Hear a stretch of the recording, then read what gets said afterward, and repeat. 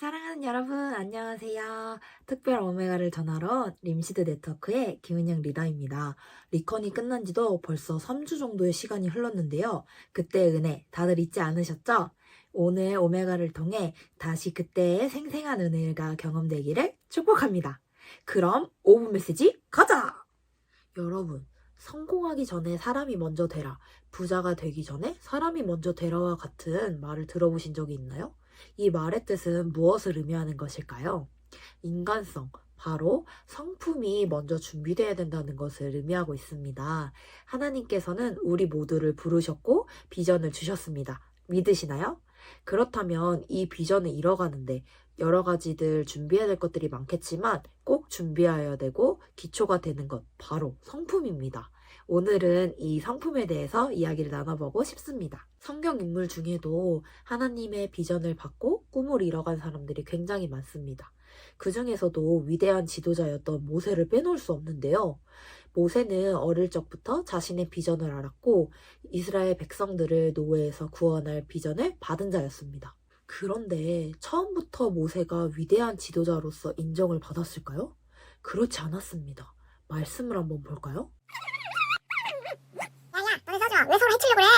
네가 무슨 거냐? 너 우리 죽이려고? 네가 우리 개판가냐? 관리야? 말씀에서처럼 모세는 이스라엘의 두 형제가 싸우는 것을 보게 됩니다.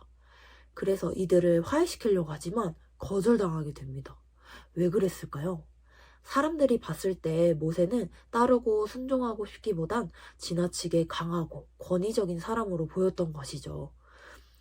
모세는 단 2명도 하나 되게 하지 못하는 사람이었습니다. 그런데 그 이후에 모세는 광야에서 40년이라는 시간을 보낸 후 수백 명의 사람들을 이끌어내어 노예에서 탈출시켰습니다. 단 2명도 하나 되게 하지 못했던 모세인데 수많은 사람들을 이끌 수 있는 사람이 되었습니다.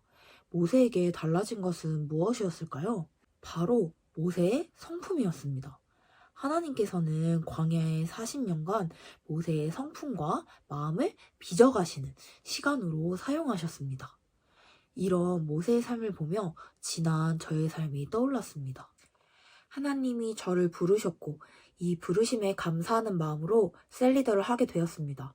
셀을 처음 시작할 때 제게 셀원이 2명 있었는데 제 기준에서는 정말 많이 참고 인내했다고 생각했었지만 이랬다 저랬다 하는 셀원의 말과 여러 가지 상황들로 너무나 킹받고 짜증나고 하는 상황들이 있었습니다. 저는 답답한 마음에 진짜 하며 짜증 섞인 한숨을 내쉬었고 그들을 사랑하는 마음으로 섬기기보단 잘하고 싶었던 저의 마음이 앞섰던 모습들이 있었습니다. 시간이 지나고 2명의 세로는 결국 교회를 나오지 않게 되었고 모세의 40년의 광야의 시간과 같이 저는 3년 정도 되는 시간을 세론, 0명의 셀리더로 시간을 보내게 되었습니다. 그 시간들 안에 저의 삶에서 최선을 다하며 지내고 주님 안에서 씨름하는 시간들을 보내게 되었습니다. 취업을 하며 저를 힘들게 하는 사람들을 정말 많이 만나게 되었어요.